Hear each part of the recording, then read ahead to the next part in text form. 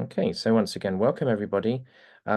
Delighted once again to have my close colleague and friend Axel Gudmundsson with us this evening. And Axel's going to give us a compelling and an exciting presentation in a moment about the sheer power of the Davis learning strategies as a vehicle for unlocking the full learning potential for neurodivergent and neurotypical children at the same time in a primary school setting. Just a brief word about Axel. Axel is a seasoned professional with over 20 years of experience as a Davis program facilitator and trainer. His diverse background includes a degree in arts, extensive psychotherapy training, and a wide range of experience in human development, publishing, and self-help initiatives. Axel began his career by founding Mannréttin, is that right? Well pronounced, yeah. In Iceland, where he developed courses on eating disorders, and he later co-founded the publishing company Vöxtur, including introducing Icelandic audiences to transformational books like Men Are From Mars, Women Are From Venus, and To the Gift of Dyslexia by Ron Davis. And certified as a Davis dyslexia facilitator in 2002, Axel founded Gifted Dyslexic, now operating internationally, and established Davis Dyslexia Association Africa to train and support facilitators across the continent. And as a Davis workshop presenter, he has impacted educators, parents, and specialists worldwide through his public lectures and training programs. So Axel, over to you. Okay, thank you very much. It's a very generous introduction.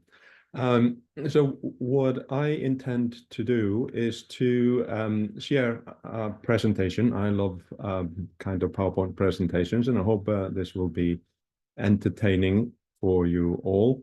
I'm going to optimize for video sharing, and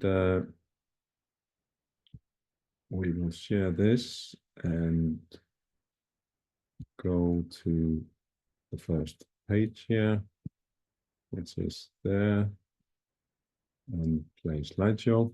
I am hoping that you can now see a full page intro.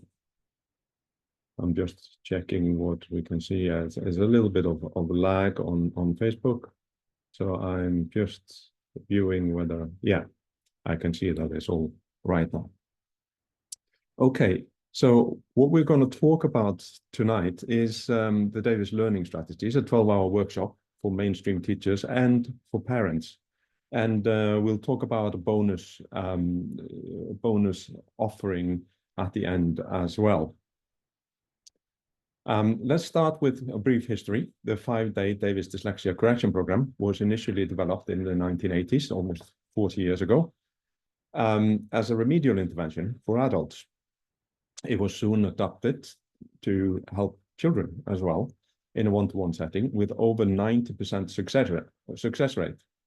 And during lockdown, during the COVID lockdown, we moved it to be available online as well.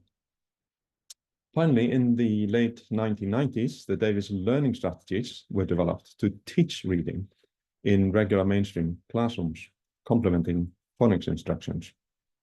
And that development in the late 1990s resulted in or culminated in this study in the USA, which was published in a peer-reviewed journal in 2001. And the control group in the study showed the similar results as the national average, which is 15% special needs referrals, 80% average kids, and then 5% gifted referrals. In America, they also stream children for gifted accelerated learning programs. And in the 3 Davis classrooms that participated in this study, there were a number of schools involved in the development of Davis learning strategies, but only 3 classrooms, different socioeconomic background, were included in this study. And in the first Davis classroom, we had no special needs referrals and 10% gifted referrals. That's double the national average of gifted referrals.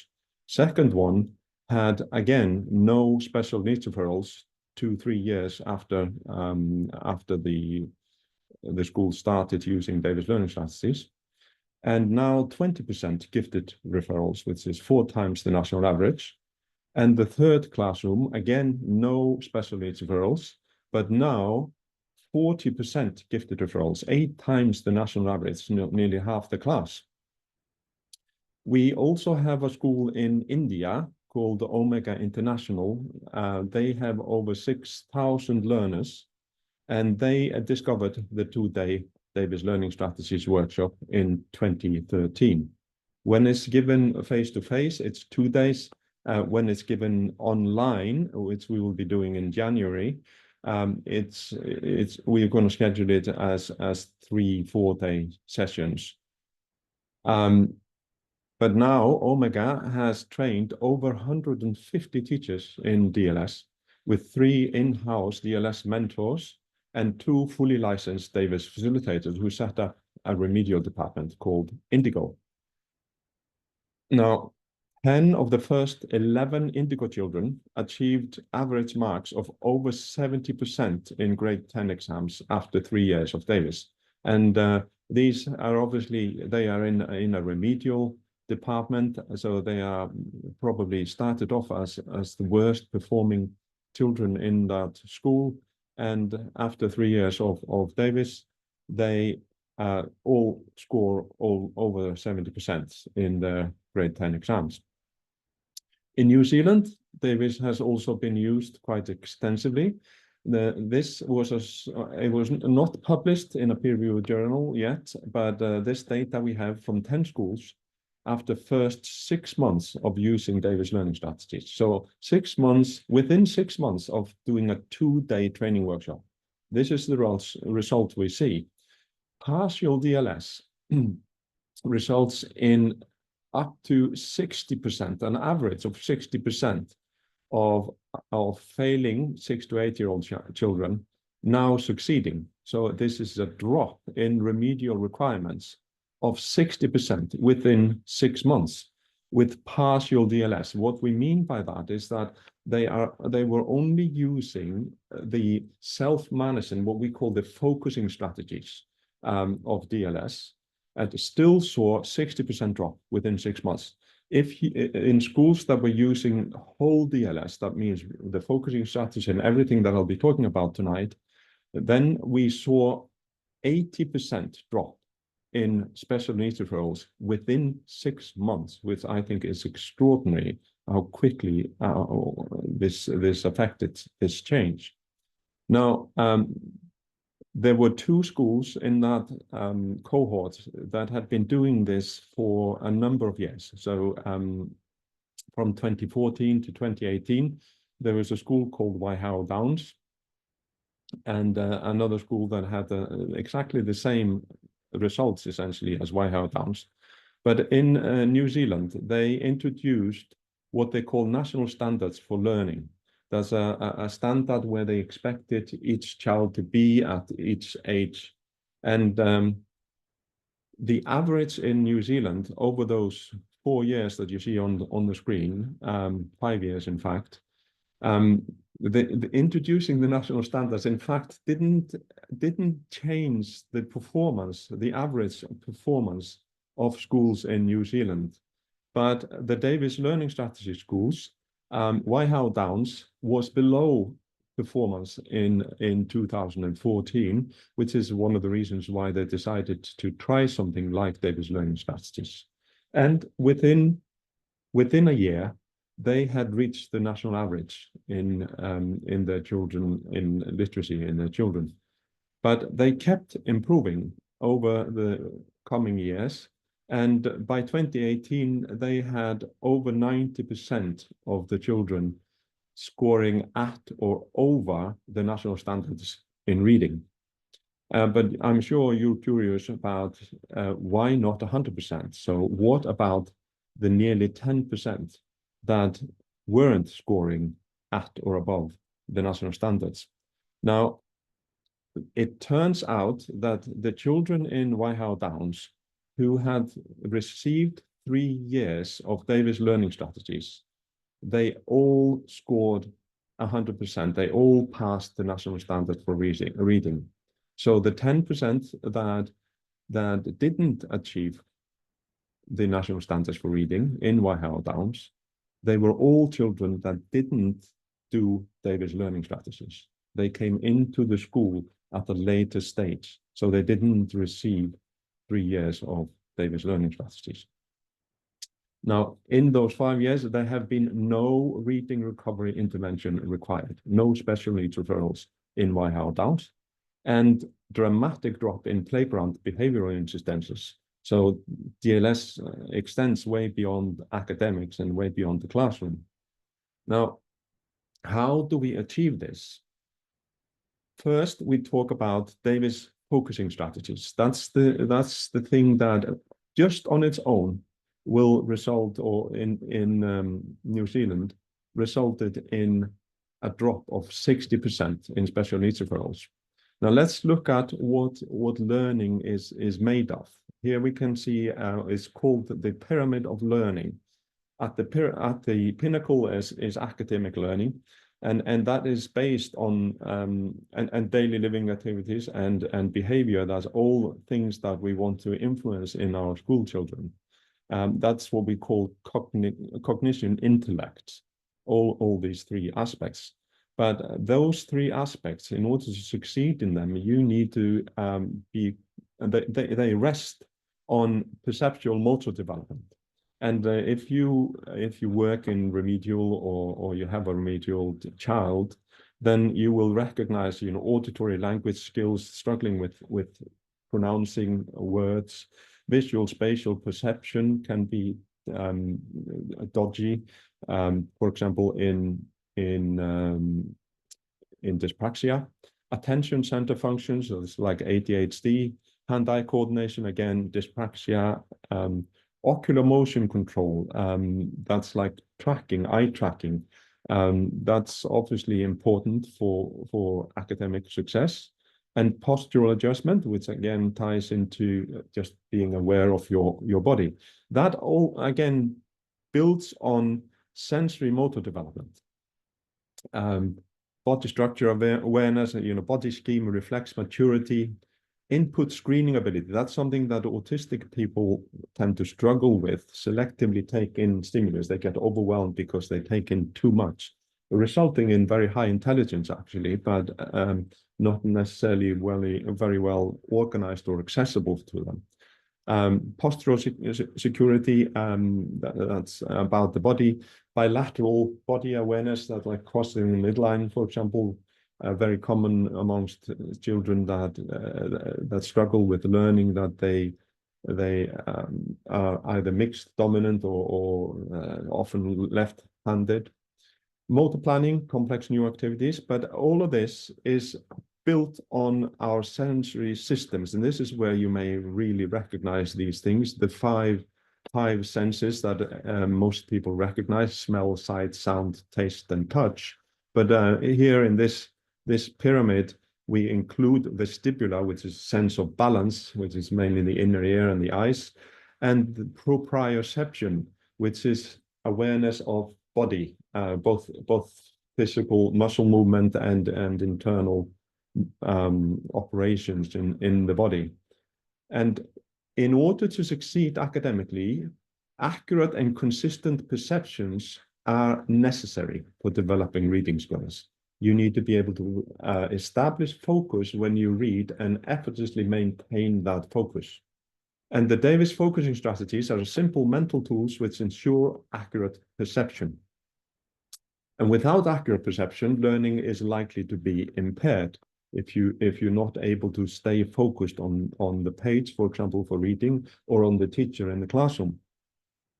Now, here is an exercise for you, and I'd like you to participate in this for yourself, and maybe even make a note on the chat.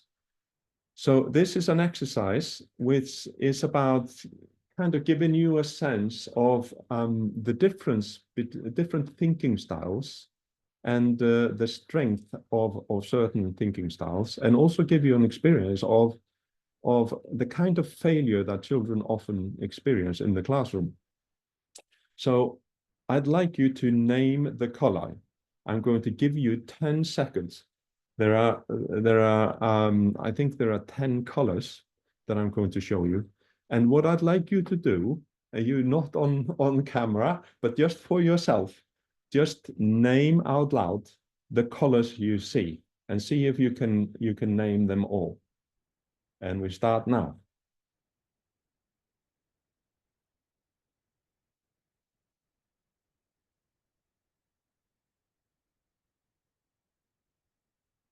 Okay, 10 seconds. I expect most of you managed to keep up with the colors as they were shown on the screen, and which meant that you could name 10 colors accurately, one per second. Now I'm going to give you another one, and this one, what you're going to name again are the colors. But this time it's not squares. They have a different shape, the colors. They're actually shaped into words. And let's see how that goes. I don't want you to name the word that you see. I want you to name the color of the word. Okay, we're starting now.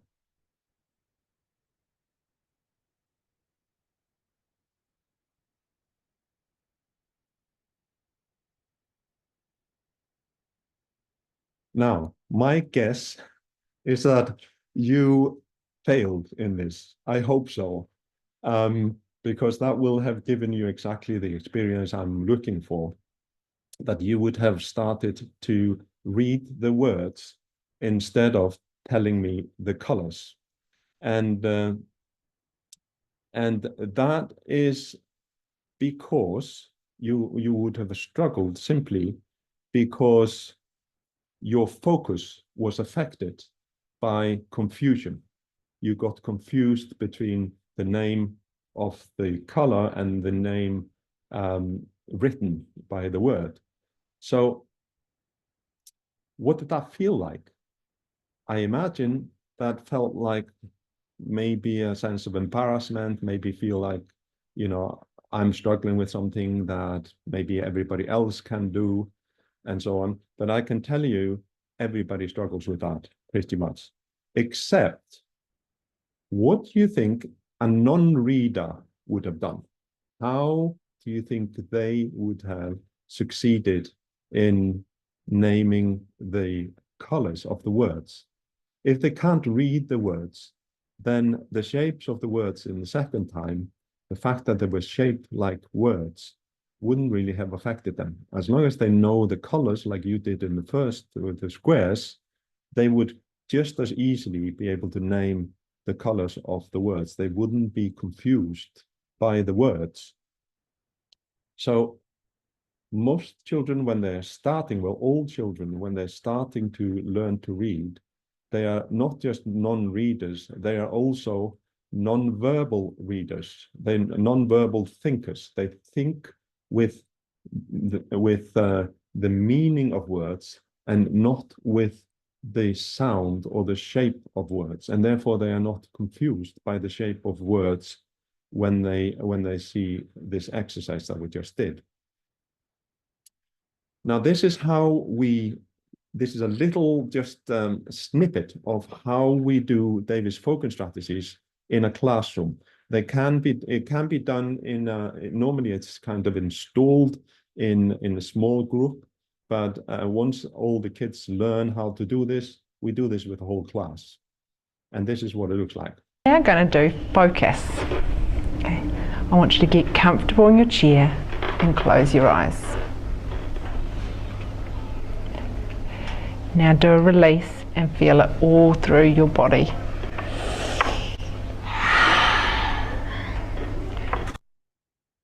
So there you could see release And then they do a particular focusing exercise, which actually happens in their mind and not easy to show in video. Okay, Fergus, focused and stand on one foot.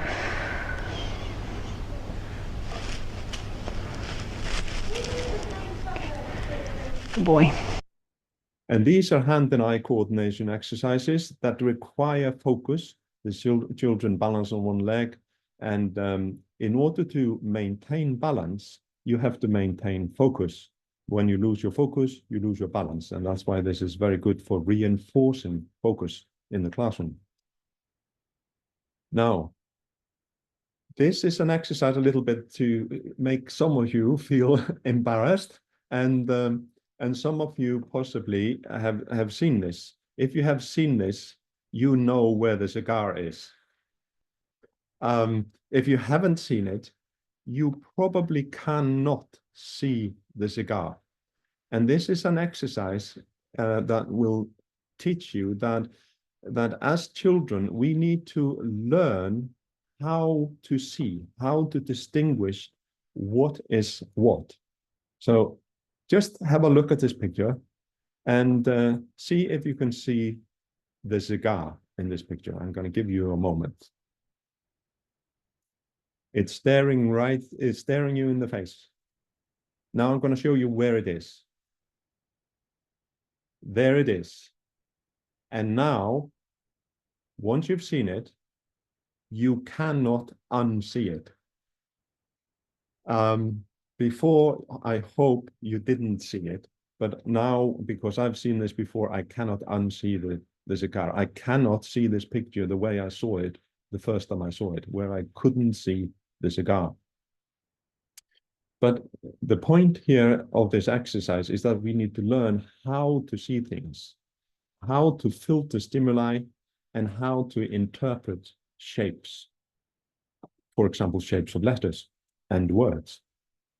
And also know what is important and what isn't important in what we are looking at.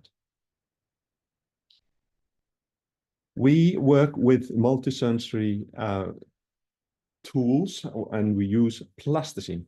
And the first and basic exercise we do is basic kind of plasticine modeling skills. And we want the children to recognize shapes, the names of shapes and so on. So we get them to make these shapes in plasticine. And then we play games talking about, you know, horizontal, vertical, diagonal, curved line and straight line and opposite, and a lot of the words that we will need to use in describing letters. Then we in Davis, we are very conscious of words, what they mean, and the confusion that words can create. So if I say, put the circle in front of the square, what would you do? Just think about that for a moment. Does that mean on the left or on the right, on top, or maybe even below? It depends on how you think of in front. What does it mean? If we're thinking about the reading direction, then in Western languages, that would be on one side. If you're thinking about, for example, Hebrew, then it would be on another side. If you were maybe Chinese, it would be in another place. If you're thinking about being kind of below the screen, then the square is now further away than the circle. So now the circle is in front. But the key thing is that there are lots of different answers to a question. And it's very important to explore those answers and the children to experience that a lot of answers may, you know, even though they're not what the teacher expects, they can be right. This is a quote from Albert Einstein. He says, if I can't picture it, I can't understand it. And we'll come back to this idea in a minute. This is what we call two thinking styles. There are essentially, Howard Gardner talks about multiple intelligences. but they are all in a Davis view, they're all based on two separate thinking styles. Now, in terms of thinking styles, we need to explore a little bit the difference between an image and a symbol. This is an image, and I'm sure you know what this image is of. If I ask you what this represents, I'm sure you will think it's a jumping girl. And any child down to maybe age of 3, as long as the child knows how to speak, it'll be able to tell you that this is a jumping girl. Now, this shape is fairly similar. But if I ask you what this represents, I might get a lot of different answers, just like with the circle and the square.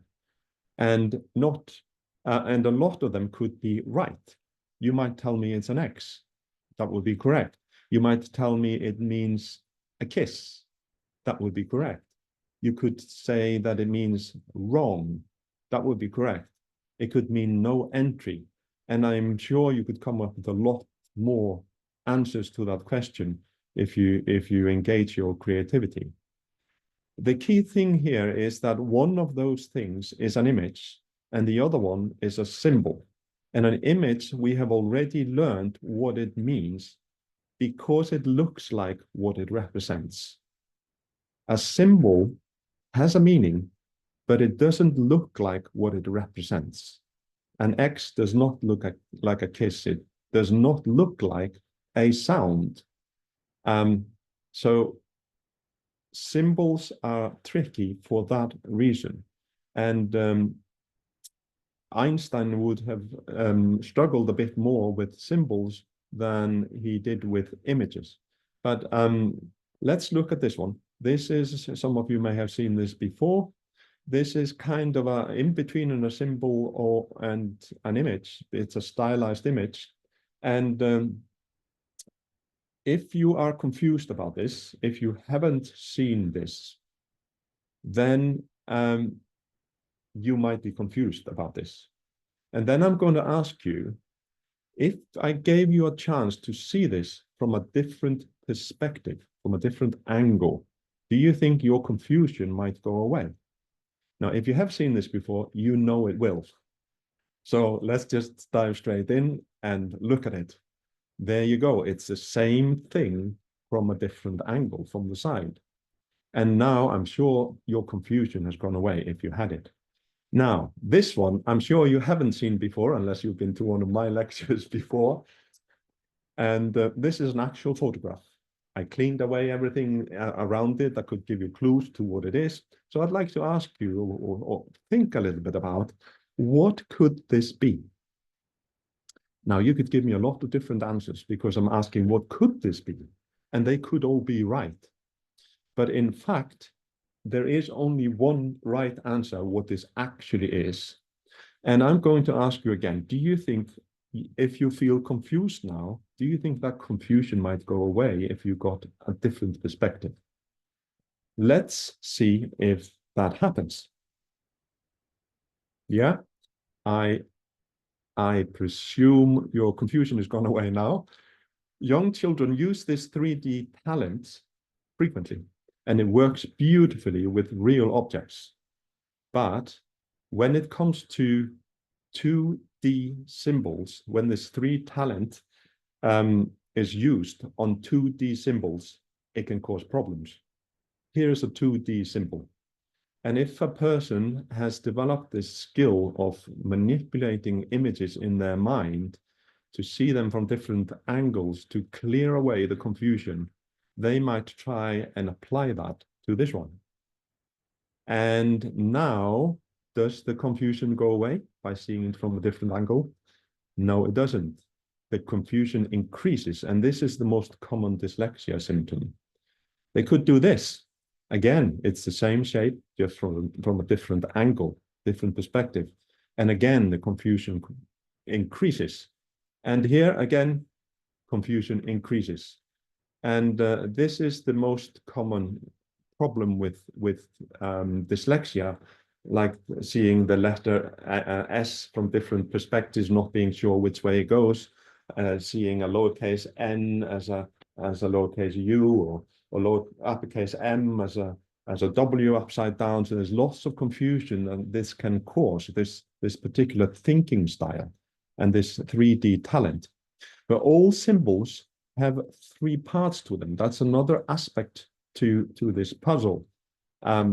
Like there is a letter, and it has a written representation. This is what the letter looks like on the page or on the screen. It also has a name.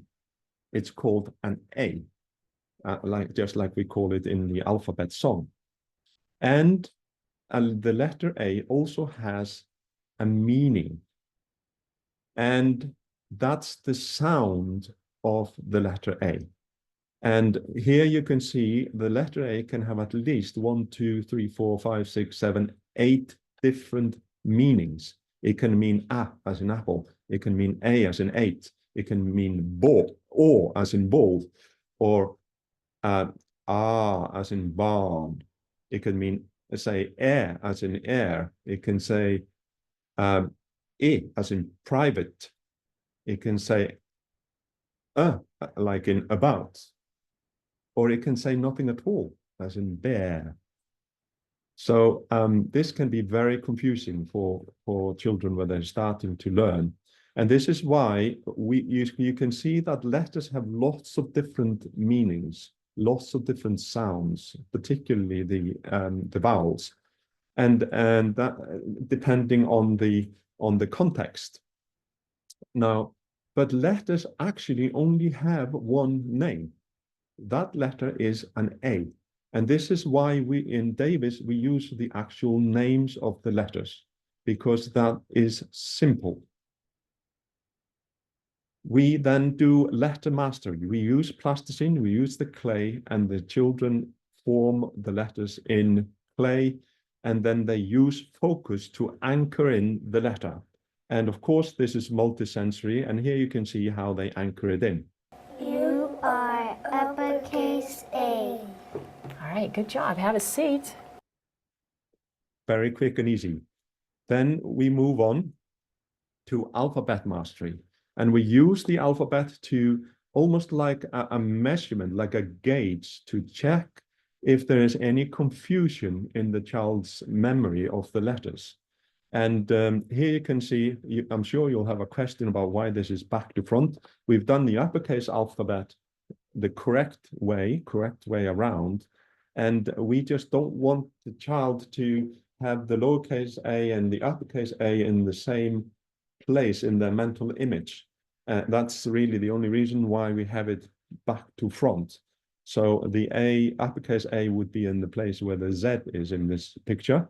And so we just want to make sure that they are not confused between uppercase and lowercase. That's the purpose here. And here you can see this girl, she's practiced this alphabet quite a lot, and now she's reached almost level of mastery. So she can recite this alphabet from memory, from her mental image with eyes closed. Okay. Z, Y, E, W, V, U, T, S, R, Q, P, O, N, M, L, K, J, I, H, G, F, E, C, D, C, D, B, A. There we go. And now, words are made out of letters. But when we're writing, we don't just use letters. We also use punctuation marks. And punctuation marks are also symbols. So they have three parts to them. They have a written representation. They have a sound, which is a name. This is a question mark. And they have a meaning, which is like, okay. That's what the question mark means. But it also means something else. And we'll see that here in our sample of punctuation mastery. Here they are mastering the question mark. You are a question mark. Okay. When I am reading When I am reading and I see a question mark, and I see a question mark, I come to a complete stop. I come to a complete stop. All right, does that make sense? Does everybody clearly see what you do when you see a question mark? Yeah, a question mark is a group of special punctuation marks that are stop signs. And for a child, I'm sure you as a parent or a teacher have told children that these stop signs, they are for breathing, but they're not actually. Most of the time when we read quietly to ourselves and breathing doesn't come into it. So, but we still need to stop at the stop signs because they mean the sentence is complete. And what that again means is that each sentence is a complete thought.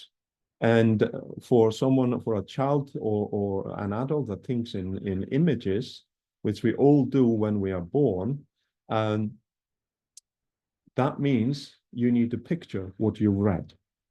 The picture is complete. That's why we stop. Let's move on. We master dictionary skills. Even in we do dictionary skills at the age of 6, sometimes at the age of 5.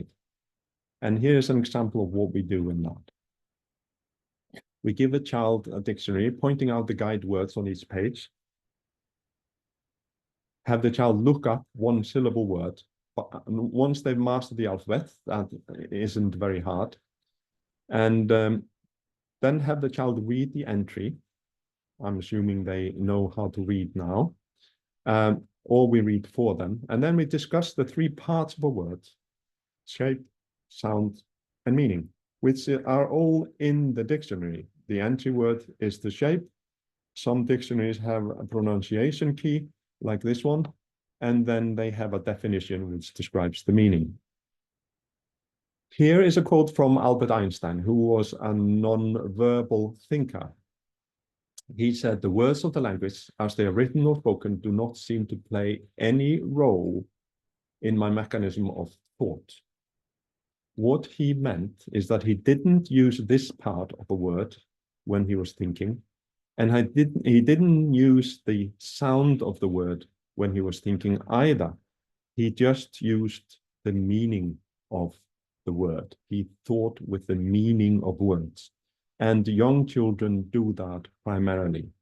As we learn to speak, we start developing verbal conceptualization, thinking a little bit more with words, and school then reinforces that. And in fact, school is primarily designed for those who think with words. Schools don't cater very well for people like Einstein who think with the meaning of words. Now, he says the physical entities which seem to serve as elements in thought are certain signs and more or less clear images. So signs that could be like an arrow or something like that. Or the sign, there could be a sign of a loudspeaker like we see on our phones, for example. Now, there are 2 thinking styles primarily. That one is what we call a verbal thinker, thinking with generally the sound of words, like talking to yourself in your head, and non-verbal thinkers. And children, when they're starting to read, they tend to be non-verbal thinkers. We are starting to develop verbal thinking. Now, are you a non-verbal thinker? Let's find out. I'm going to name a few words and see what happens in your mind. So I'm going to say house. What happens in your mind when I say house? Do you see a word? Do you just hear a word? Or do you see the meaning of the word? I'm going to say another one. Mountain. What happens in your mind when I say mountain? Okay. It's probably a picture of a mountain. It could be a cartoon, or it could be like a photograph, or even more realistic than a photograph. It could be 3-dimensional. You could be on the mountain even. And And then I'm going to say another word. The. What happens in your mind when I say the? It has a written representation. It has a sound, which I gave you. Did you picture the meaning? Probably not. Most people don't really know the meaning of the. And that's one of the things that causes problems with learning to read. We often call them high frequency words, and I'm going to show you what the means. It's a definite article. Now, maybe for some of you, that could help. But my guess is for most of you, it doesn't help very much. So I'll give you a better definition from a children's dictionary. There it is. Now you've seen what the definition is. I'll read it to you so you get the sound as well. That one which is here or which has been mentioned. Now you have the shape of that definition and the sound of that sentence. Does that help? Probably not. And the reason is that there are 10 words in this definition, and 9 of them, the bold ones here, are from a list that we call trigger words because they trigger confusion and cause problems with reading. They are the ones that most often dyslexics struggle with. But even non-dyslexics, like you now, it doesn't really translate into an easily understood sentence. Here is a picture, clay model, of the meaning of the and the shape of the. And then we would add the sound of the to this. And then we have all 3 parts of the word together.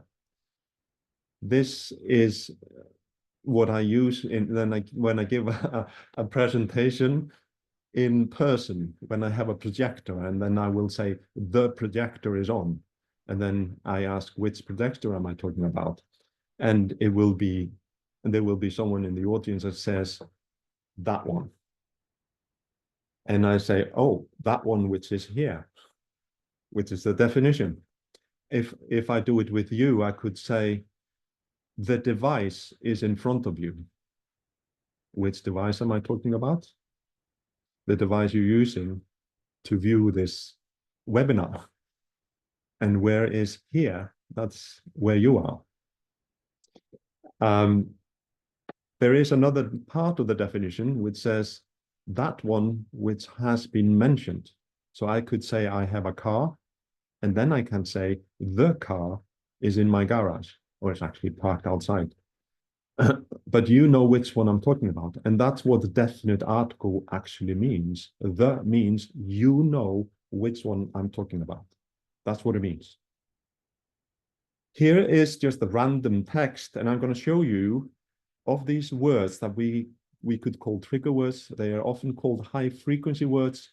Teachers call them sight words a lot of the time because they expect children just to recognize them on sight because it's difficult to picture the meaning. But in this text, I'm going to take away all the trigger words, all the words that are there are only roughly just over 200 words, 217 words that most people struggle with when they're dyslexic. And if I take, this is 134 words here.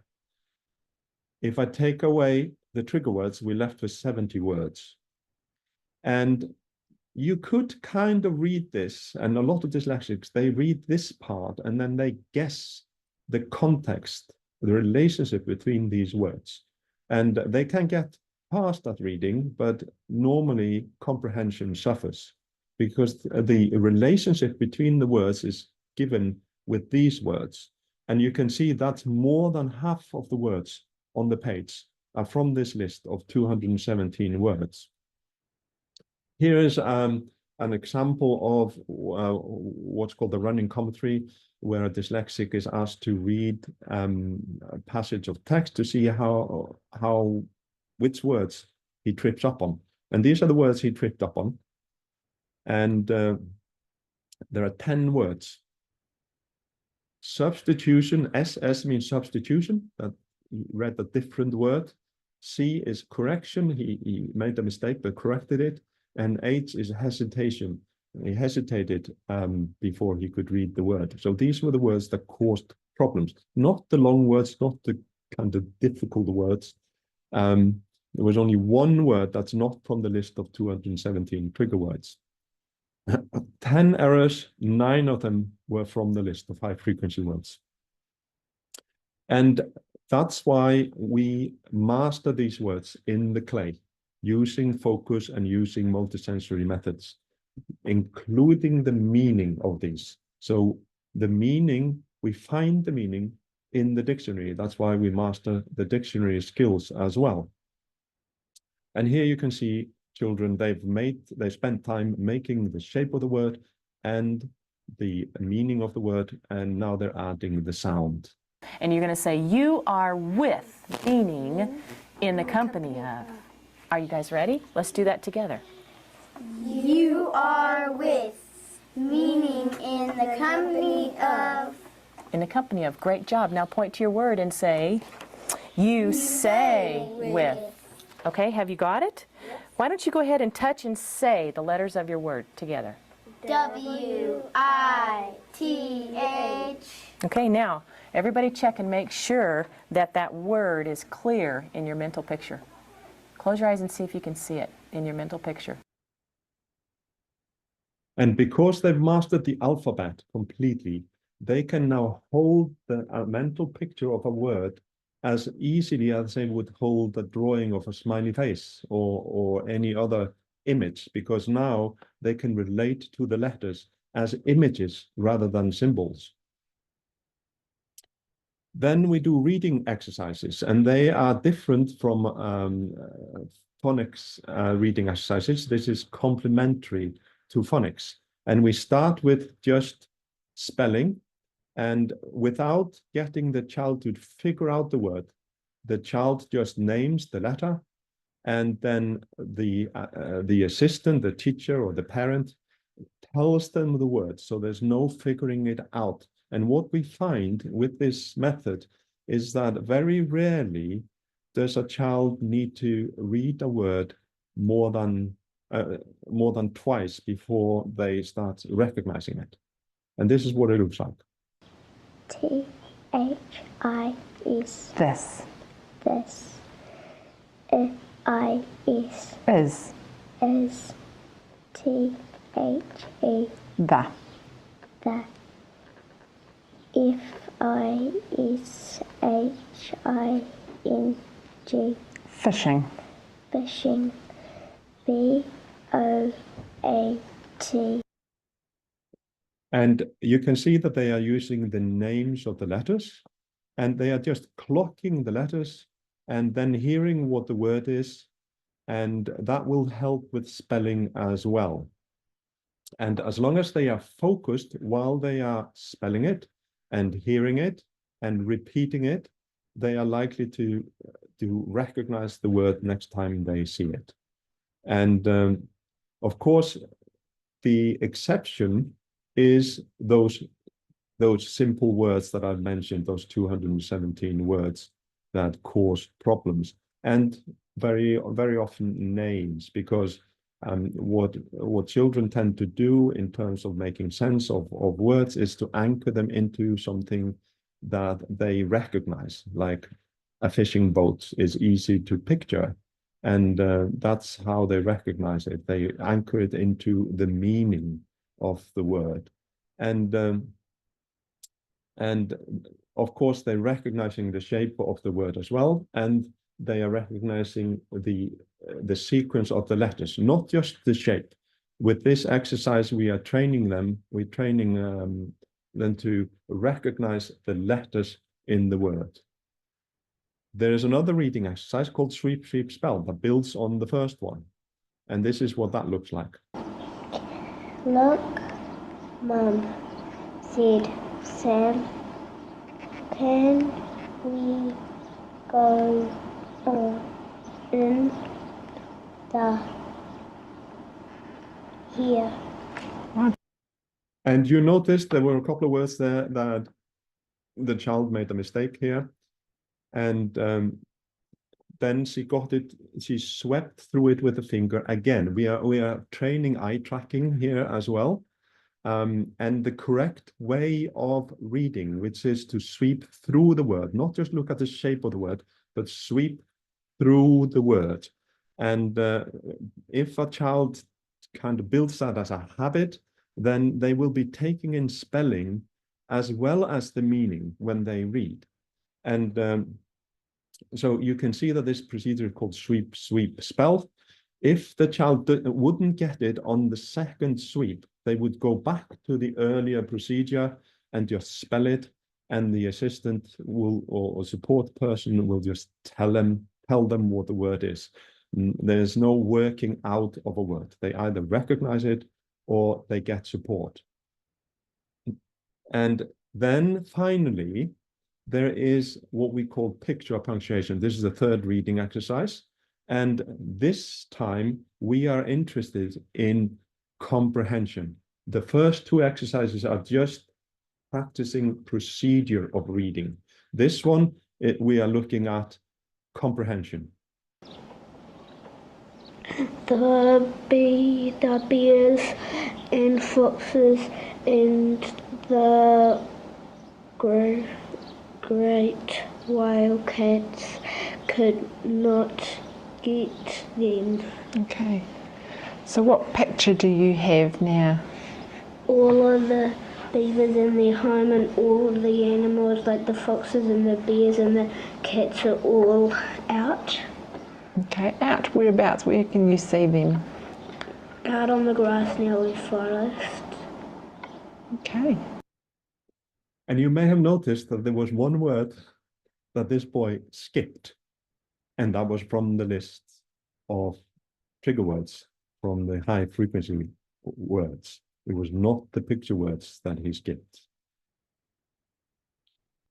Now, how can you achieve this? If you want David's learning strategies in your school, we would want the foundation head, the head of foundation phase, because it's primarily focusing on foundation phase, learning to read.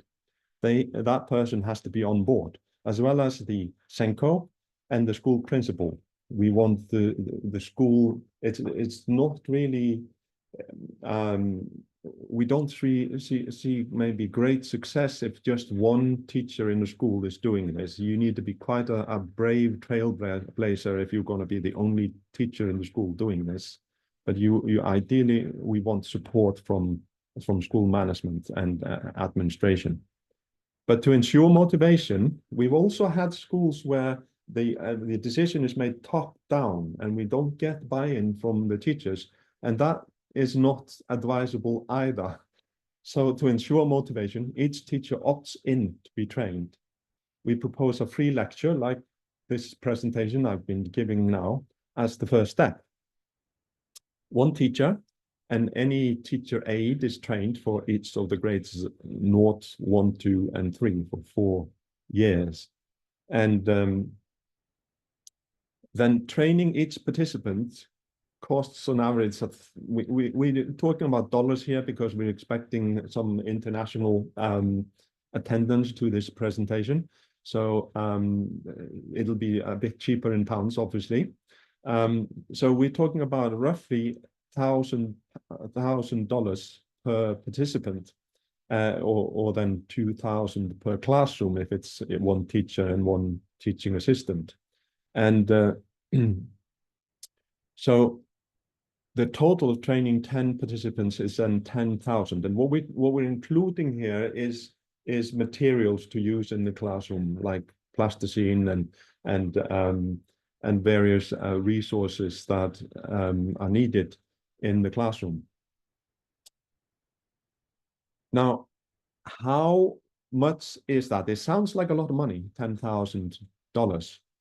But if a teacher stays in its role in the job for 6 years, then you can spread the cost over 6 years, because that teacher does not need to be trained again. And we're talking about 6 years because most teachers stay in their job for an average of 6 years.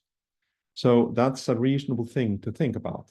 Now, if you're in a class that has 12 learners, then and you spread that over all the learners that you're actually teaching through those 6 years, then it comes down to $31 per child. Now, if you have 24 learners in a classroom, then that averages out as $16 per child. If you have 48 learners, like a lot of African schools have, then it's down to $8 per child after 6 years, if the teacher stays in their role for 6 years.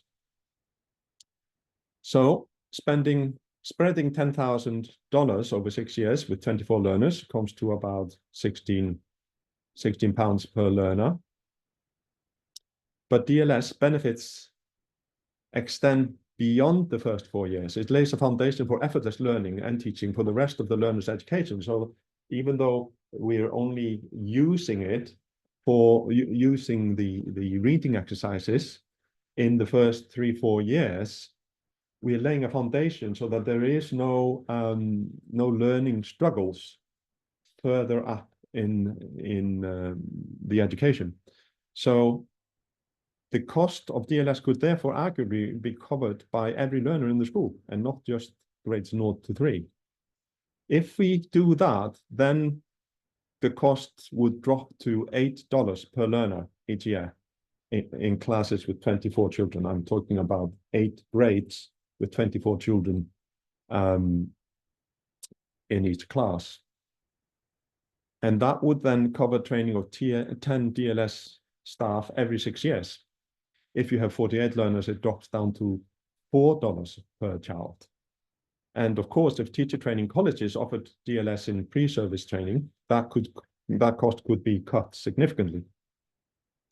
If DLS training was offered as an online course, then again, we could increase both the reach and affordability. And that is our dream, to be able to offer it as an online course or possibly a hybrid.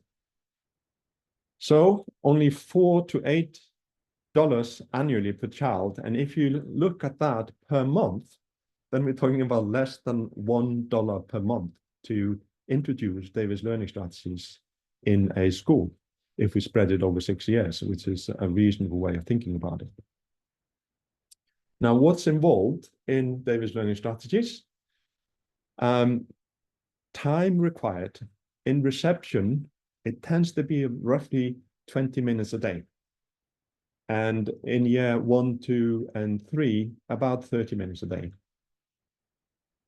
Here you can see how we do this. The focusing strategies, they are mastered early on in reception, 5-year-olds, and then reviewed for the rest of the year, and then used for the rest of that person's life, in fact, because these are tools that we use in our daily life. Basic clay modeling skills are mastered in the early beginning of reception and then used from then on. Letter mastery, uppercase in the first kind of 6 months of reception, and lowercase mastered in the second half. And the alphabet mastery, again, as soon as we've mastered the letters, we go into the alphabet, and then that's reviewed in year 1. It's mastered in reception and reviewed in year 1. So by year 1, every child knows every single letter without any confusion. Punctuation mastery, we do the stop signs in reception, and then any relevant punctuation like quotation marks and brackets and so on, exclamation marks. Oh, that's exclamation mark is a stop sign. So you can see how that we start with the stop sign in reception and then relevant punctuation as they're introduced in the curriculum. Dictionary skills are introduced in reception, second and or kind of towards the end of reception, and then mastered in year 1 and used from then on. Simple mastery is introduced. That's simple mastery of words. And that's introduced in reception as well. We do a few words in reception, maybe 10 words. And then that skill is mastered in year 1 and used throughout the remaining 3 years. And in fact, that simple mastery can be used for mastering various subjects as well, like geography or biology or anything, certainly maths. So it can be used throughout education. Mastery of basic words, we do about 10 words in reception, and then about 75 words a year, 2 to 3 words a week throughout the remaining 3 years. Of course, it can be done quicker if you, for example, a parent working with your child, but this is how we found that it can be integrated into the timetabling of a school that's doing phonics as well. Reading strategies are introduced in year 1, early in year 1, and then used from there on. And there is a little bit of admin load. A lot of teachers ask, what does this mean in terms of admin on top of my work? Can I make this work? And we have mentoring included, in fact, in when we talk about $1,000 per DLS workshop or DLS training, then mentoring for the first year is included. And in that is we start with a one-to-one teacher interview for an hour, where mentor explains to the teacher the mentoring structure, the daily logs, monthly reports, and 3 annual mentor meetings and a year-end report, which I'm going to go over on this slide. And there's a classroom report so that the teacher actually tracks the children, which words they've mastered, which letters they've mastered, and so on, which is a useful thing for a parent or a teacher to do anyway. But we just have a very structured way of tracking that. So teacher fills in monthly report every month, takes about 20 minutes, summarizing the daily log. And then the mentor evaluates that and supports, gives feedback on that. Then there's joint mentor meetings 3 times over the first year, and where we are kind of discussing progress and challenges and troubleshooting any issues that come up. Then classroom visits as well, 3 times a year. That could be through on-site visits or via Zoom. And then mentor reports to Davis International about how things are going in that classroom. And then individual consultation as needed, up to 1 hour per teacher per year. That's obviously not a lot of individual support, but there could be also possibly something like a Zoom support as well.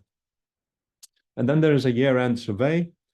A teacher completes year-end survey online, and mentor evaluates and sends a report to DDAI, because this all sounds too good to be true, and we are busy gathering data to be able to present like I did in the beginning here, and we are very keen on gathering data and producing more research on this. Now, there is Davis Learning Strategies in India in December, 6th to 7th of December, not in about 2 weeks' time. And but that is on site, that's not online. And you can see here, there's if you look up Pretty Venkatesan, you can or write down the phone number that's there, and then you could register for that one. But we're also running an online Davis Learning Strategies workshop. That will be me and Pretty together in doing an online in January.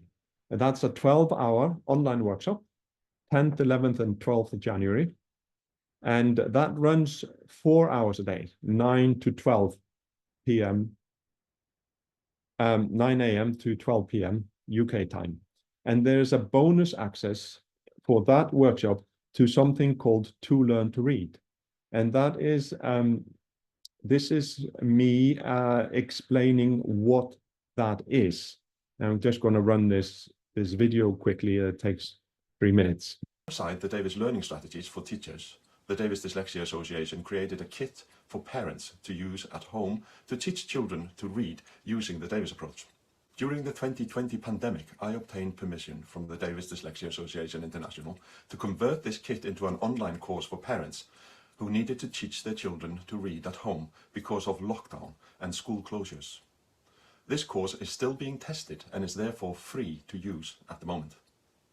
Once we have proof that this course is as effective as the other Davis solutions, we intend to offer this online course as a unique charity project.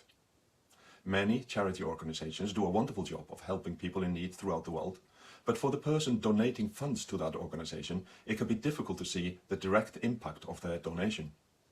Most charity organizations depend on passionate contributions from volunteers, but they still have considerable overheads which need to be paid for. So only a part of any donation is received by the intended recipients. This is where we are different.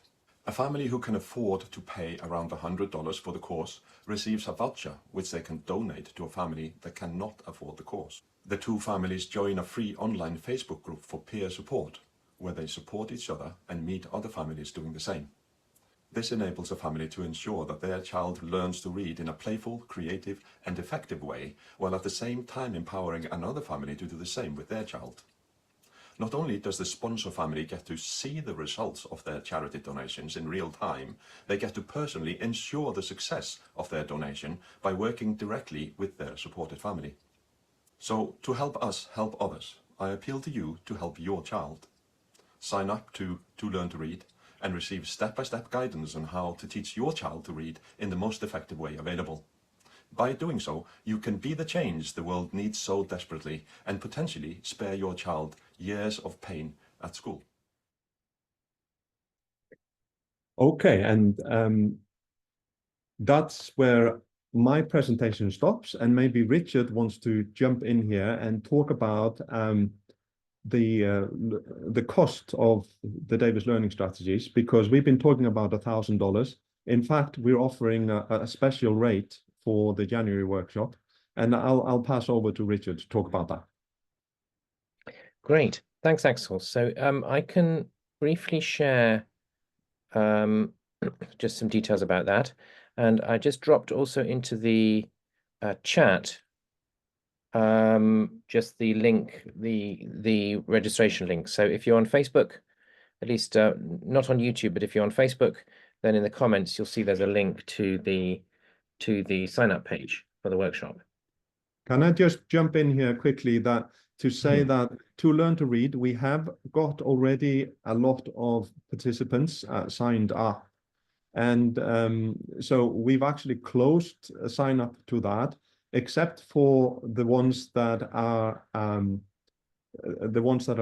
doing the Davis Learning Strategies workshop in January. So that if those who are already signed up retain access, the retain access, yeah. New access is only for people who, as a kind of an add-on to, as an adjunct to joining the workshop in January. Yeah. And so here it is. This is the Davis Learning Strategies workshop, a 12-hour immersive training for primary school teachers and parents. And it's on the 10th, 11th, and 12th of January, as Axel said, from 9 a.m. to 1 p.m. That's UK time, which is Greenwich Mean Time, or UTC +0, if that means anything to you. And the normal price of attending is £475. But until the end of November, apologies, there's a mistake there, it's not Tuesday. Until the 30th of November, there's an early bird saver of £295. So do take advantage of that. If you know that you're going to be able to attend, then make sure that you sign up by the end of the month, by the 30th of November. That really helps us in terms of planning, in terms of dispatching the kits, in terms of preparing for the numbers that are going to be there. hence the kind of the generous early bird for that. If you can't decide by the 30th, then you can sign up afterwards, but that will then be at the full rate of 475. I could also say a word about the one-to-one Davis programs. Would that be useful to add in? Yeah, I think so. Okay, so just going back to that.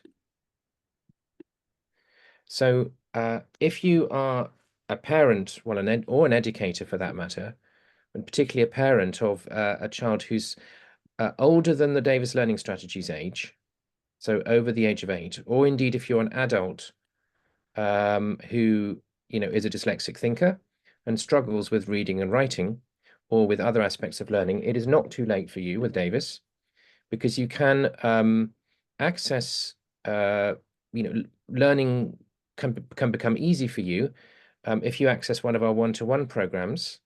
If it's reading and writing you're after, then it's Davis Mastery for Dyslexia. If you struggle with attention focus and/or impulse control, then Davis Mastery for Attention. Difficulties with mathematics and/or mathematical thinking is Davis Mastery for Maths. Davis Foundations for Reading is the kind of the one-to-one equivalent of the Davis Learning Strategies program. So that if your child is at a school that is not applying Davis Learning Strategies, you do not need to be denied access to those benefits, because you can approach one of our licensed facilitators, and your child aged 5 to 8 can receive that program one-to-one over a more kind of compacted and intensive format in partnership with you. Okay. On the autism side of our work, some of our practitioners, our facilitators, are also licensed to work with autistic individuals. And then we have a program called Davis Autism Approach for verbal autistic individuals, stepping stones for the verbally challenged, and/or for children under 8 with autistic tendencies. And then we have Davis Concepts for Life, which is a powerful executive function, emotional intelligence and self-responsibility program. And Davis Concepts for Life Early Years for children under 8. And these programs here in the UK and Ireland, we're able to spread the cost of these programs over 10 months, if that's helpful. Many of the programs listed here, therefore, become accessible at for an investment of £288 a month for 10 months. And then after the 10 months, that's it. Okay, that's your investment. Okay, and so the first step would be to book a free expert consultation with one of our colleagues from around the UK or Ireland. So there's a whole range of us. Here's just a small selection of the people who are around. There will usually be somebody reasonably local to you. If you, in a moment, I'll drop a link to the consultation kind of inquiry form into the Facebook chat, or feel free to private message us as well on Facebook if you want us to set that up. And then if you do private message us, let us know your postcode and just a short bit about the nature of your interest. And then we will research to find somebody who's close to you. Alternatively, you can follow the link and fill in a kind of a short form. And that's how that works. You do not need to do that in order to sign up to the Davis Learning Strategies workshop. If you know that you want to go ahead, then just follow the link already shared, and you can enroll here and now on that. Okay, so let's take a look. I'm going to drop that link into the chat in a moment. Feel free to post any questions if you're watching us on either Facebook or YouTube. We're going to pop in now to see what, if there are any questions that you're putting. And in the meantime, I'm going to post the free consultation link into the Facebook chat. Yeah, I can see there are already questions in the Facebook chat. and some of them have been responded to. Yes, we had a question about sorry, I think I may have just posted this in the wrong place, as if it was a reply to one of the questions. So I'll just post that also as a main message to everybody. Okay, so we had a question that I think has been answered about sort of suitability of the program for a 12-year-old. And so that would then be the Davis Mastery for Dyslexia program. Okay. And yeah, we've asked, somebody has asked if it's being recorded, and yes, it is being recorded. We will be sending the recording out to our contact database on the website. If you are not, if you don't receive emails from us, then again, feel free to private message us in Facebook and either say, please, can I have emails from you? Or specifically, please, could you send us the recording of this webinar? Okay, so we'll make sure you get that. Here is a question.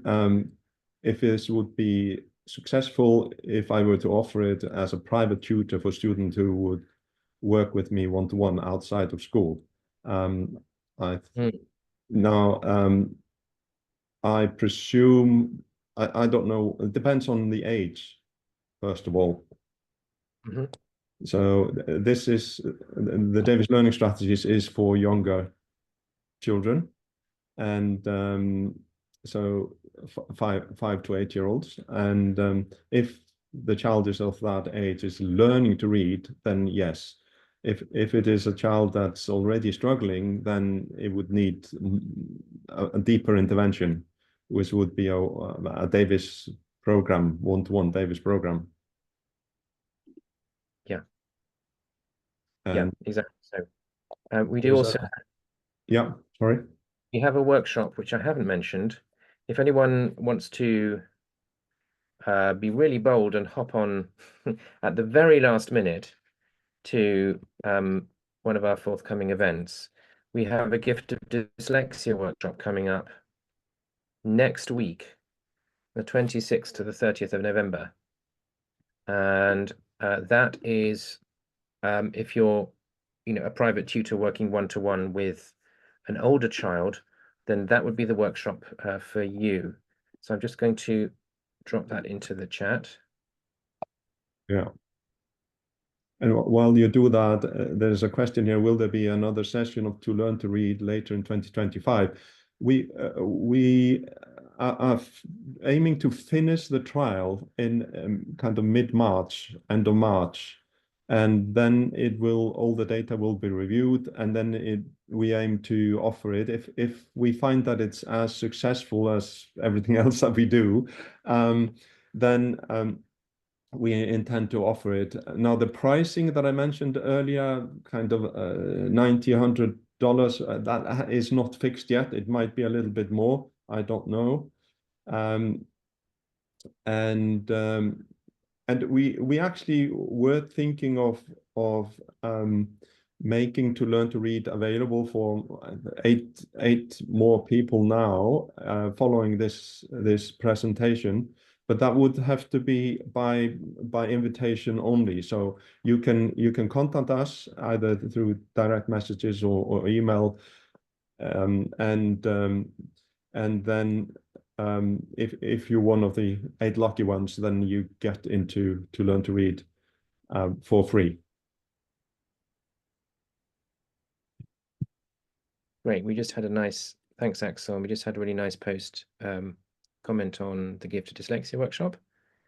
Thanks for posting that in the comments. So, and I'm just scrolling to see if there are any more questions. Yeah, I can't see any more questions on Facebook. I don't think we have any on YouTube either. So, okay. Yeah. There is a question. What time of day is To Learn to Read program being offered? So To Learn to Read is an online course, freestanding online course. And what we're planning to do in January, in fact, is following the Davis Learning Strategies workshop, is that I am going to be available to learn to read participants for 8 weeks following that, for an hour a week as a troubleshooting and consulting session. And that will be in the evening in the UK, probably 6 o'clock or 7 o'clock. And but because it's a freestanding course, it's not a workshop, it's a course that's been digitized, then you just do it at your own time, at your own pace. But we would expect people to complete all the modules in 8 weeks. So the way it will probably be structured in the future is that you subscribe to it and for 8 weeks, have access to it for 8 weeks at a time, and hopefully you will have finished. If you haven't finished by then you need to renew your subscription for another 8 weeks. Just in case, I think we've put a message in the chat, in the Facebook comments thread, just in case it was the Davis Learning Strategies workshop that was meant. That is running from if it's Pacific time, that would be 1 a.m. to 4 a.m. So that would require real dedication to do that. In my last Gift of Dyslexia workshop, I had a participant from America that was waking up at 2 o'clock in the morning. Had a number of very brave people who've done that. Yes. Yeah. Yeah. Okay. I'm going to also just drop into the Facebook comments. A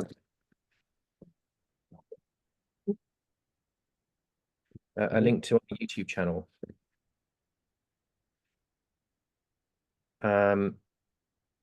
Because there's a real selection of videos there about the Davis approach and about kind of linked approaches and what's the term I'm looking for? Like-minded videos by like-minded organizations and people as well as us. And so if any of you are interested, do take a look. It's a relatively new channel that we've just set up.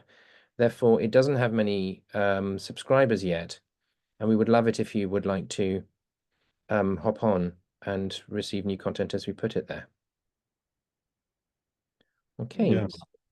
And I also have a fairly extensive YouTube channel, and maybe I should drop that into the chat as well. And I've got a number of presentations and so on that. Hang on, no, that was the wrong one. This was you. No, it is mine. So Davis UK Ireland. I thought I pasted mine here. YouTube, share, copy, and comments, and paste. There you go. Yeah, I had done it. So it's in the chat on Facebook, the link to my YouTube channel.